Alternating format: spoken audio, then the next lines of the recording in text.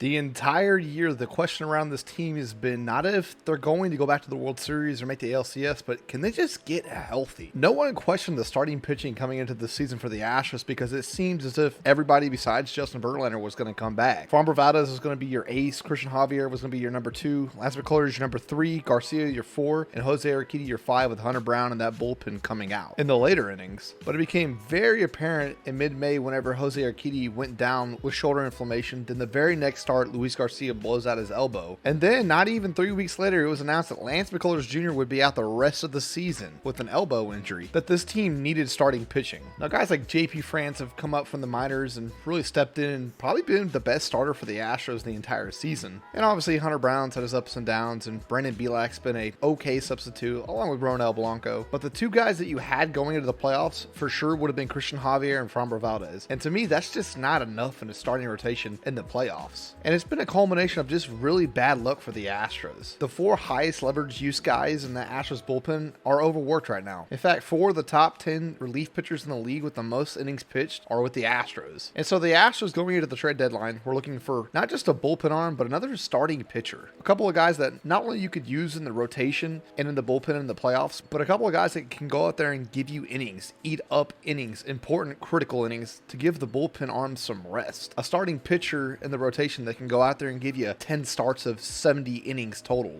That way you cut down 2 to 3 starts from your starting rotation, along with the 6-man rotation being able to be implemented. And then in the bullpen, another high leverage arm that you could bring in to add not 4, but now 5 guys in that bullpen that you can use out of it in high leverage situations. And not just that, but a guy that can eat up 20, 25 innings and save a couple of weeks on these arms in the Astros bullpens that desperately needs it. The Ryan Presleys, the Brian Abreu's, the Hector Neris's, and the Phil Matons. And so what do the Astros do? They go out and they get a couple of guys that were on this World Series roster in 2021 and last year. They started out their trade deadline acquisitions by getting Kendall Graveman. Kendall was a guy that the Astros actually acquired in a trade in 2021 at the deadline and was a very significant part of that bullpen going all the way to the World Series, losing in 6 to the Braves. And then the Astros shock the world. They go out and they get themselves the workhorse, the ace, the reigning AL Cy Young, Justin fucking Verlander. Excuse my French. The Astros didn't go out and just get a B or a C tier starter. They didn't go out and just get a low leverage situation reliever that they can use just to eat up innings in the regular season like they did last year with Will Smith. No, they went out and got themselves a proven workhorse, a commodity in this league in Kendall Graveman. The Astros didn't make C or B tier moves. They made A and A plus tier moves. Okay, maybe Kendall Graveman's like a B or a B plus, but still, you get the point. Now, some people are going to argue with me, but Solo, what about Ryan Clifford and Drew Gilbert, the Astros top prospects they gave up? When? Let me explain something to you. Prospects don't win you World Series. They're not on the 25-man roster in the playoffs playing on that field winning you a world championship. Prospects aren't a sure given thing in this league. So if I'm trading my number 1 and number 4 prospect for a Hall of Famer who is still pitching at an elite level his past 8 starts, and not only that, but the Mets are basically paying for this entire year's service from him and 3/4 of next year's where we only owe him $3 million,